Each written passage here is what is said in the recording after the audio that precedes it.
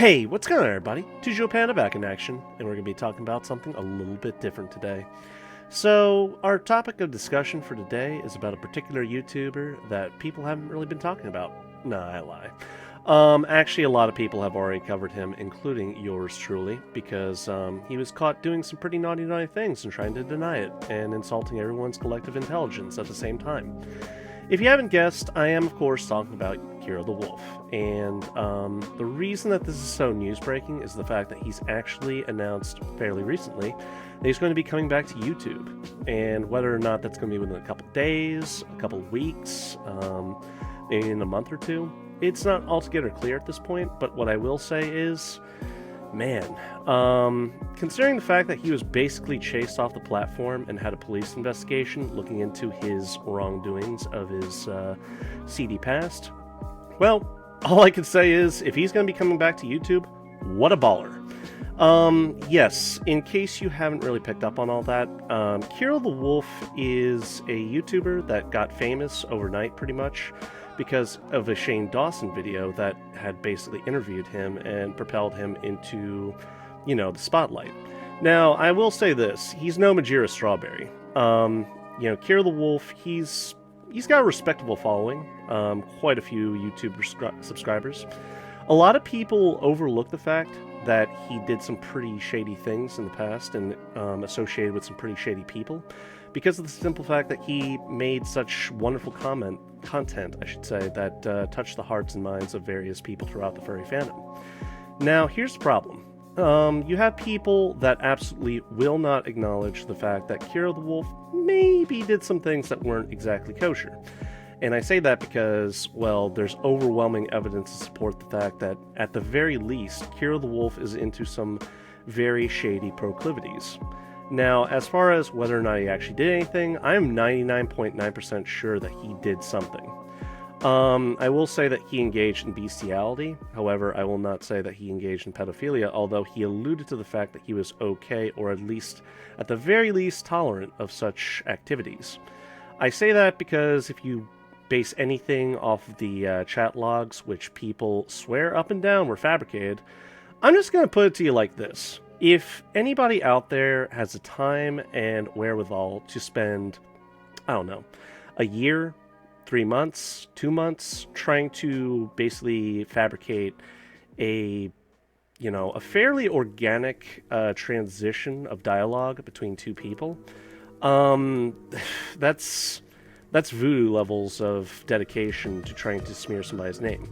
And bear in mind, when the allegations broke water, Kero the Wolf, he himself actually brought attention to himself by making a public spectacle of himself and claiming that Iranian super hackers had somehow broken into his Telegram account, and that various other accounts, were compromised, possibly. Nah, it was just Telegram.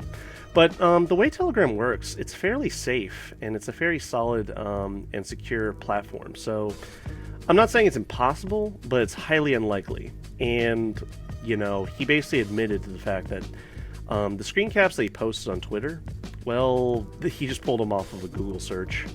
It just begs it begs the question, why?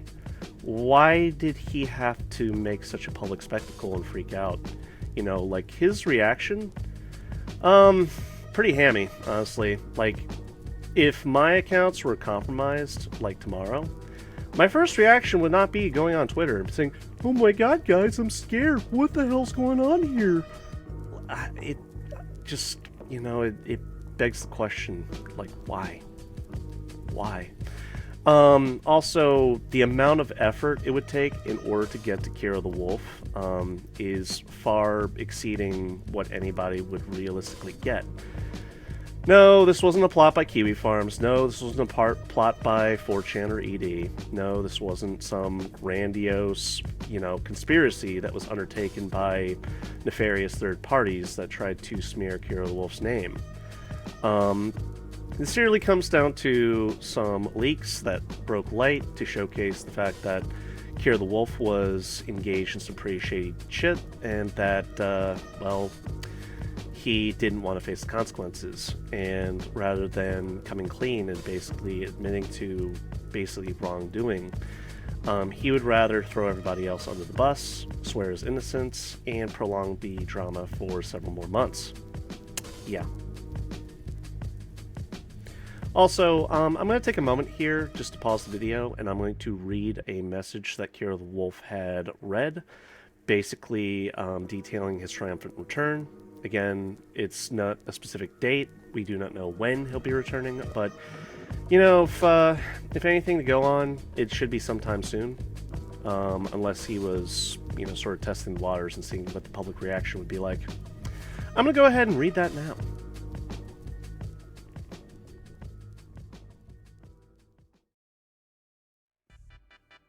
Hey guys, I wanted to say a few words. As a lot of you know, with COVID-19, it's been getting pretty crazy out there. I want all of you to be safe, so it's very important to follow the advice from your local government. My entire state is on lockdown, so no one can really go anywhere at the moment.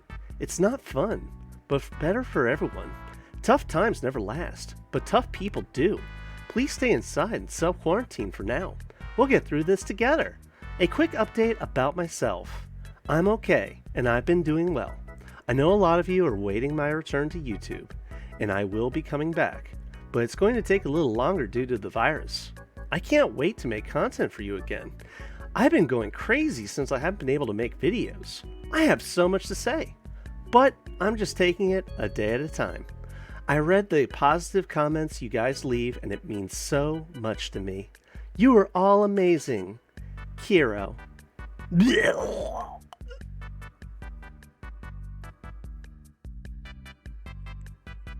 So while we're on that note, how about we just take a look at Kero the Wolf's Patreon page.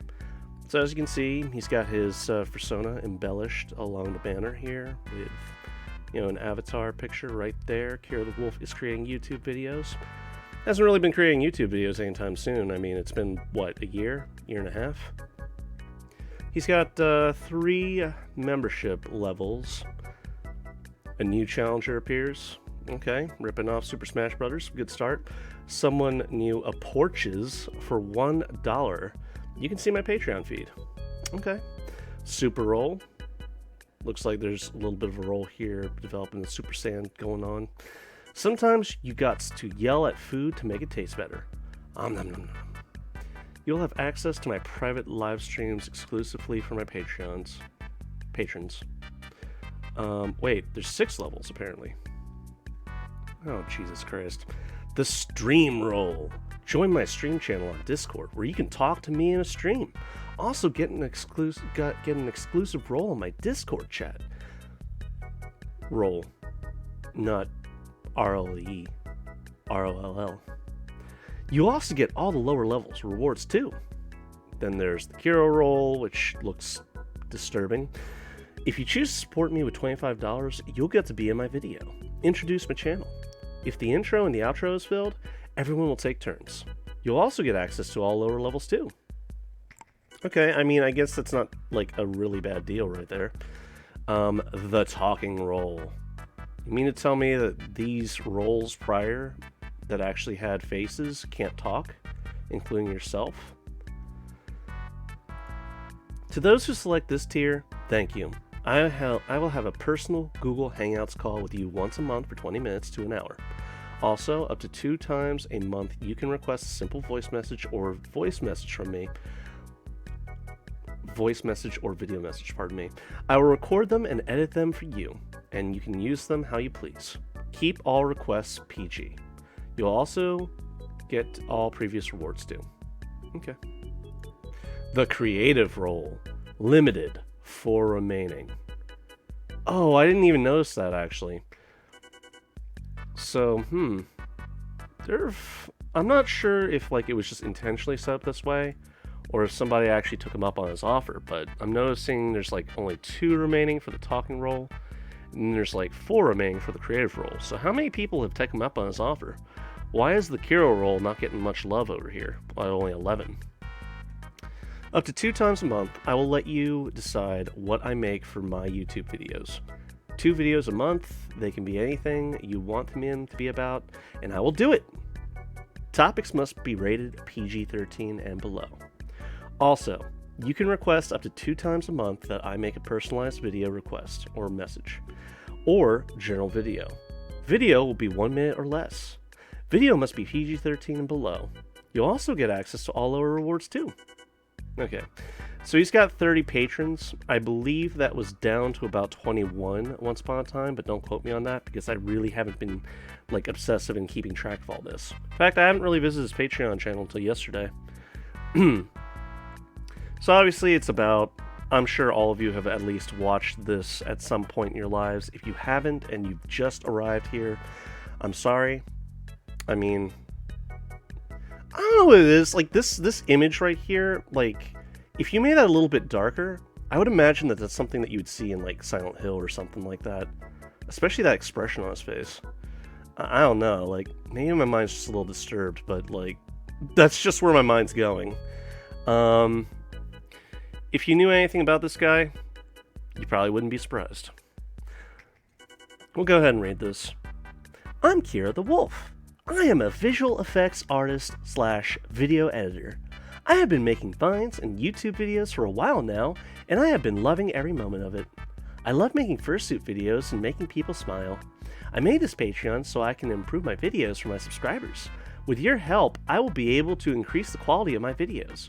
Please take a look at my Patreon rewards and see if any fits for you. Thank you! Sorry, I just had to force down a gag reflex. Become a patron to unlock 48 exclusive posts, be a part of the community, connect via private message. I'm actually curious. Okay, so like he's got 30 patrons. Are there anybody else in the Discord, I'm wondering? So let's see. Here's the disturbing part.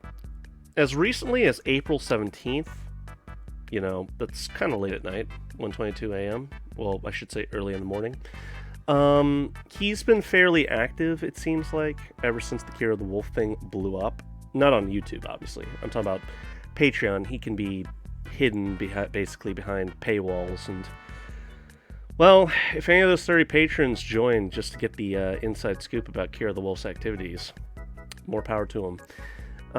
April 9th, 2:22 p.m. Okay, more of a reasonable hour. I mean, I would be at work about that time. But April 3rd at 9:30 a.m. still would be at work. Let me see. What's the actual content here? Animation. Stay safe. This is the one where the comment came from. In the next few days. Exclamation point. So there is some activity here. Like, it's been fairly consistent, it seems like. Let's see. So you get like an inside scoop of like what he's been doing up to this point, and I have to say, he's been active pretty much throughout the whole year on Patreon only, which makes sense because he's getting direct payment / activity. But still, it's like it's a little bit concerning. I'm not sure what else he's been up to besides dodging the police, but, well, since the investigation went away, well, I guess he has nothing to worry about. For now. Besides public backlash. Anyway, on with the video.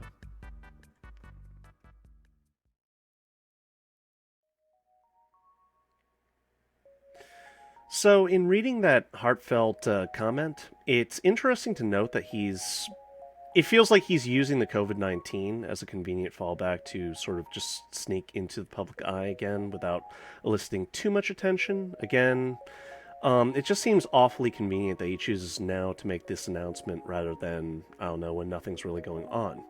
I guess the idea here is that few people will really be jumping down his throat if he were to try to sort of just slide right back into what he was doing beforehand. Now, me personally, if he goes ahead and you know, starts making content again, am I going to raise the ruckus? Probably not. I'm just going to point out the fact that his behavior, as well as his activities and like responses to the public, in light of all the allegations laying before him, as well as the fact that so many people throughout the Furry Fandom were, you know, admittedly on the fence. I mean, it's not a very easy thing to sort of face, you know, especially when you have sort of a dedication to somebody that you really look up to, and then you find out that that individual might be guilty of some shady, underhanded shit, well, it's not a happy day. I'll just say that. It just goes to show you that you really don't truly know who you're dealing with when you're dealing with, like, a celebrity of sorts. That, they may have, like, skeletons in the closet. In fact, I'm sure a lot of YouTuber celebrities have a lot of skeletons in their respective closets. And you don't really know the ins and outs of their personal everyday lives. They put on a pretty face. They go out onto the public scene. They, do whatever makes them attractive to the general public, as well as the YouTube, community. And then, when a scandal like this breaks light, you're obviously going to have people, break into two camps, generally speaking. Or three, I should say. For, against, and in the middle. So, in the beginning, I was in the middle. It wasn't until I was, sort of poring over, compelling evidence that I sort of switched to against. Now, here's the thing. In spite of the fact that it was right there, smack dab in the middle of the screen, my apologies, I should have read a little bit deeper. Yeah, he has 30 patrons on Patreon. And I say that because, well, it's kind of interesting to me that he's still got followers to this day, in spite of the fact that he had been basically raked over the coals. There have been people that stood right by his side and swore up and down that he was innocent, only to back down when just enough evidence was put forward and arguments that they couldn't reasonably argue against came up. So I say that because, I guess it's a very good lesson in don't jump to conclusions. Don't believe everything that you see up front. I mean, don't believe that somebody's innocent. Don't believe they're guilty. Wait until the facts sort of come out and you can just make a educated guess or decision based on what's presented forth. Also, a lot of his defenders now, they harp on the fact that he was not found guilty or in a court of law, nor was he arrested. Nothing ever happened to the extent to result in him being arrested and, sent to jail. That never happened. He was under police investigation. However, there have been back and forth and speculation throughout the community is that the statute of limitations had probably run out. Therefore, there's no crime had been committed, at least nothing that the police can really act upon. However, that doesn't change the fact that in the court of public opinion on the internet, once you do something, and people know that you did something, it's sort of like part of your public permanent record. People are going to remember. The internet never forgets. So I say that because you can harp on the fact that the legal system did not find him guilty. That doesn't mean he's innocent, That's not an argument to say that somebody's innocent. In fact, when you go to, when you're held in court, the verdict is either guilty or not guilty. That means that hypothetically, you might have committed the crime, but there's no compelling evidence to support one way or the other whether or not you did or did not. I say that because, people like to eat crow, they like to be all smug and like sit on the laurels and say, oh, well, he was innocent, so that police investigation was nowhere burger, and blah, blah, blah, blah. It's kind of like Trump, how he announced that he's innocent. I'm just using it as an example. I'm not saying, I'm not trying to espouse that I'm anti-Trump or anything, but I will say, he made the bold claim that he was innocent of collusion with Russia, and, well, not guilty means there wasn't evidence to support the claim. He could have hypothetically colluded with Russia to, get into the White House. Who knows? Anyway, with that little example out of the way, I would just like to go on and say, yeah, so how's things going to go from here? Well, I can tell you one thing. I have some friends that are a little bit, they don't like the furry fandom like they used to. They don't like the fandom that will go out of its way to defend degenerates like Kero the Wolf. They don't like the furry fandom for the fact that a lot of people that are guilty of pedophilia or like necrophilia or hanophilias, are protected by the community. They don't like the fact that people will quickly overlook things as long as they are popular enough or provide a certain skill, such as artwork and being a very good artist, that people will defend them for. And in this case, with a content creator like Kero the Wolf and the various goings-ons that had surrounded his career, yeah, I can sympathize, but it's not something that I would leave the furry fandom for. And I would just say that at large, at present, I would say that the furry fandom is generally a good thing in spite of the amount of cringe that we are exposed to on a daily basis. However, it is concerning because a lot of things have sort of happened over the years. Prominent furries are found to have engaged in very illicit activities, such as pedophilia. They happen to have a proclivity for things that are considered taboo, even for a place as, horny and just, I guess, very prolific as far as sexual content goes. There are certain things that people will draw the line at. Other people, well, if I were to read the YouTube comments in the Kero the Wolf videos I had made, overwhelmingly, people voiced their contempt and, their condemnation for Kero the Wolf. But you had a couple people that were just like, I don't care if he did this or that. I just want to see him come back. Makes you wonder sometimes. Anyway, I will tell you that the Kero the Wolf sort of investigation after the leaks made by Venus as a Bun, aka Mordecai, after that broke water, Kero the Wolf wasn't even at the top of the list. He wasn't even the most egregious of offenders in that whole beasties sort of group, zoo sadist group. He was just one person out of a long list of people that all went into hiding after they were sort of found out. And several of them, like Snake Thing, were actually found guilty, and they're currently sitting in jail.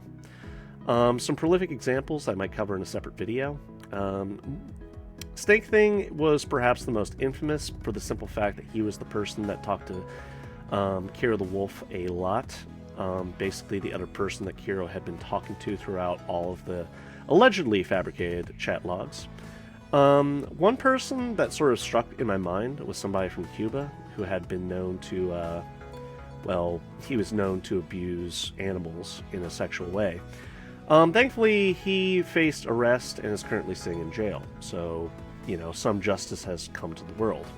It's not like everybody scattered like rats under the light and ran separate ways. A lot of them did face justice, so that's one good thing that came out of all of this. If Kero the Wolf gets to walk free, so be it. But, it's something to remember and hold in our hearts and minds that people have engaged in wrongdoing, and I wouldn't suggest actually taking action against them. I'm just saying that maybe it's just something you should bear in the back of your mind. Hey, if you want to, watch his videos, enjoy his content, enjoy his presence. I'm not your father. I'm not a guardian figure. I'm not an authority figure to tell you what to do or not to do.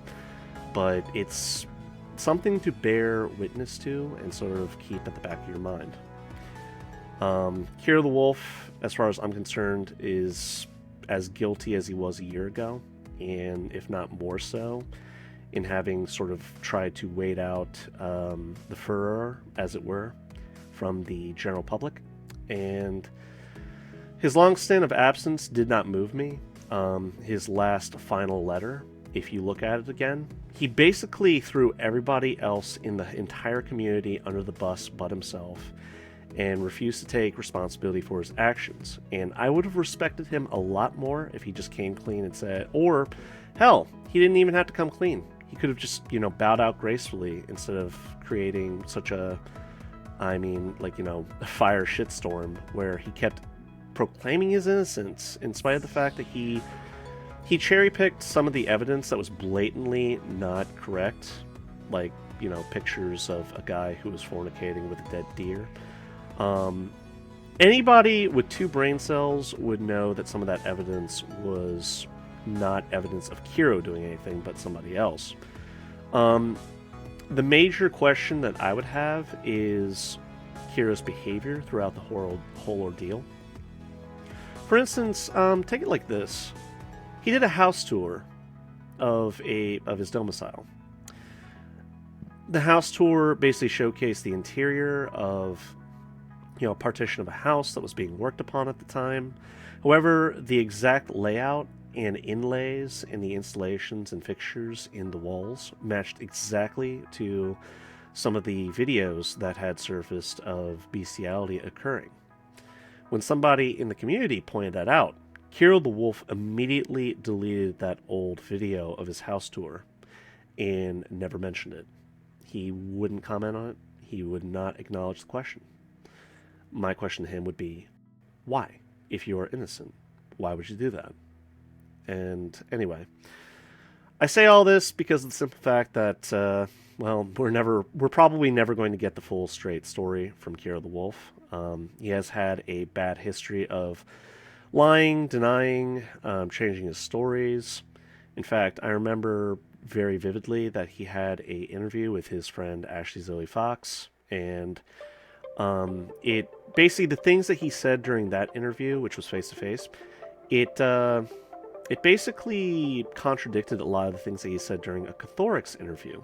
And Cathorix was willing to work with Kero the Wolf to try to clear his name. However, Kero the Wolf refused to come clean about anything and refused to stick to a story. That's a pretty big problem if someone's, trying to defend you.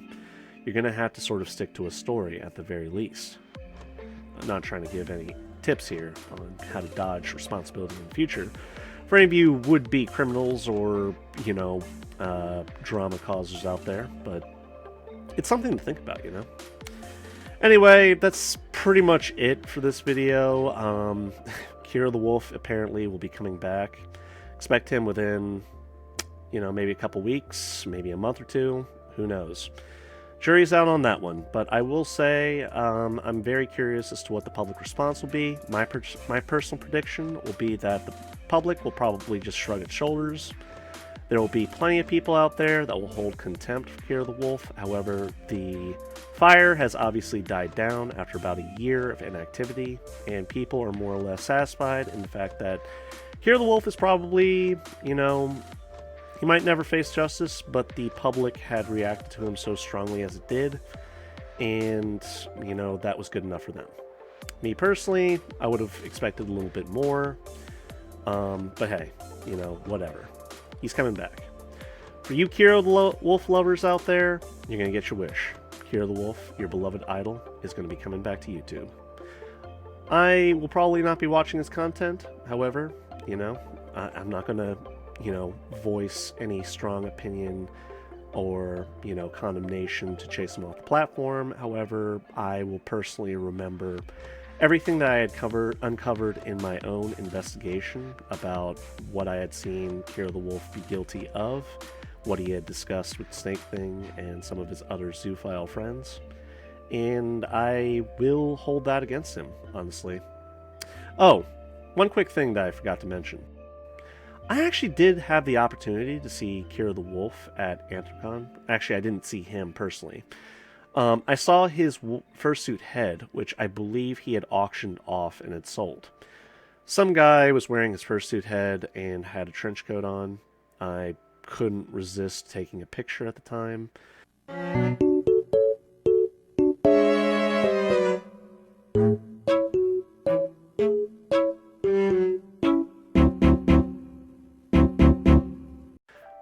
I don't know why. It was just, okay, that was pretty interesting. It was his old fursuit, though, not his new one. I think his new one is probably too high a quality and something that he's going to hold and treasure and hold near and dear to his heart. The old fursuit, decent enough, but probably nothing that you'd really want to see these days, especially if you knew what the wearer was guilty of. I'm actually very curious as to what the story was behind him selling the fursuit, but, maybe I'll never find out. Anyway, guys, I think that just about wraps it up for this video. I hope you enjoyed it. I hope you enjoyed me making a sort of return to break my oath of silence on the topic to discuss it one last time. Although, as developments occur, I will probably not be holding my silence. It'll probably be a couple more videos after this, depending on what happens. So, with that being stated, Take care, guys, and peace. I hope you all have a better one.